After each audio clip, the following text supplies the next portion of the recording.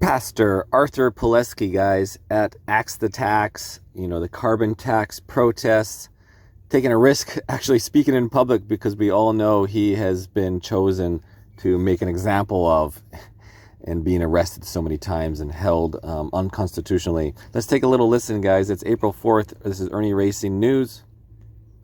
All right, we're here at the roadside protest along Highway 1, and Pastor Pawlowski is with us today. A couple of quick words for us. What's your thoughts on today?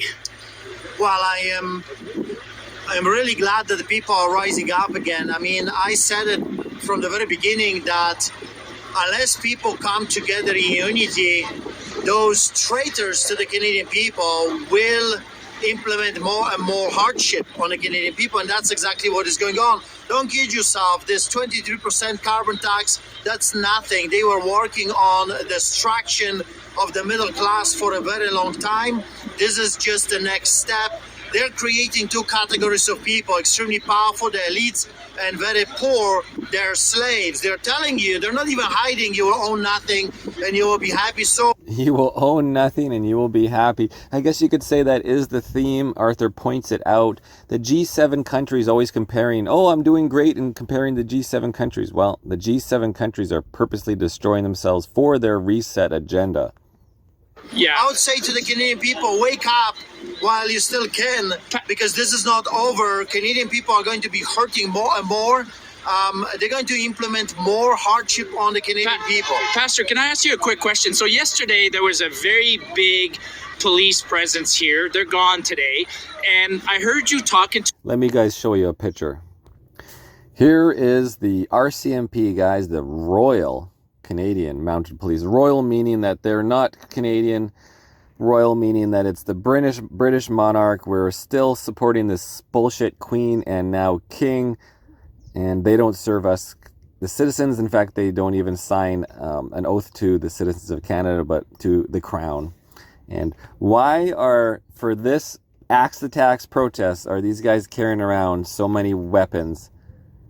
What? And then, yeah, and then two-face, or no face, we could call it. No face, RCMP.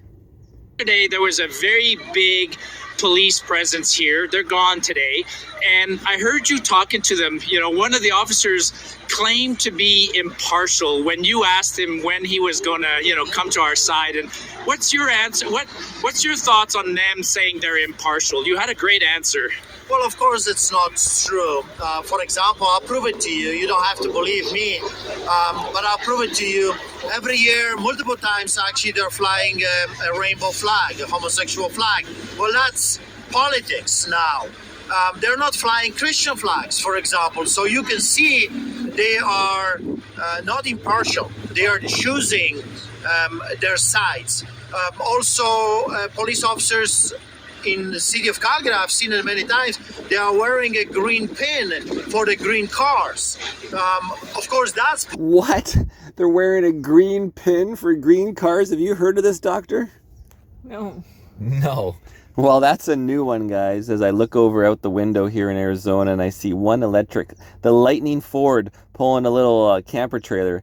I want to go over there and ask them, it's like, how far can you make it pulling that camper with your electric truck? Because we've seen the reviews online where if you're pulling a little trailer, you're not making it very far, like 100 miles, 110 miles.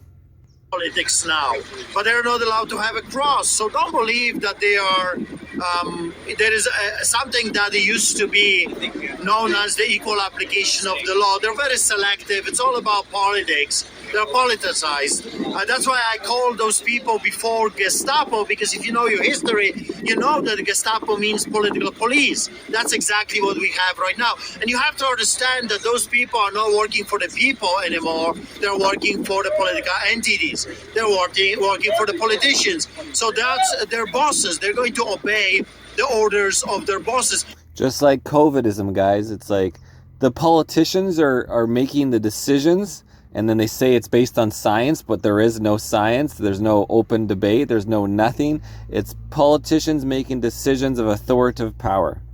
We used to have something that was called discretion. It looks like more and more that there is no such a thing as discretion anymore. They're just following orders, and they're not even hiding. When I ask multiple times police officers, either our CMP or Calgary police or Edmonton police, always the same answer. I'm just here Doing my job. Yes. following orders, right? I'm just doing my job. No, you're not.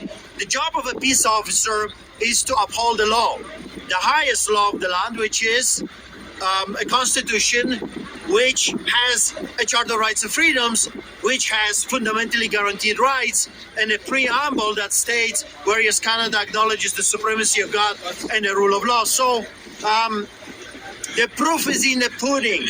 My brother David always says, Canadians, wake up and smell coffee while you still have coffee.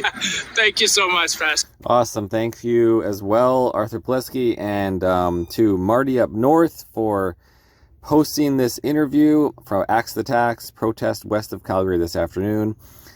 This is Irnieracing reporting from Lake Havasu, Arizona, where there's no real theft, that we haven't seen any homeless. It's just a nice place out here. It's going to be shit when I go back to Canada, for the sense that now I have to worry about my generator being stolen, my dirt bike being stolen, my sandals being stolen, and meth users all walking around, leaning over right downtown Bernard. You guys have seen it every single day, in the night, smoking in front of everybody, right in front of the Ogopogo.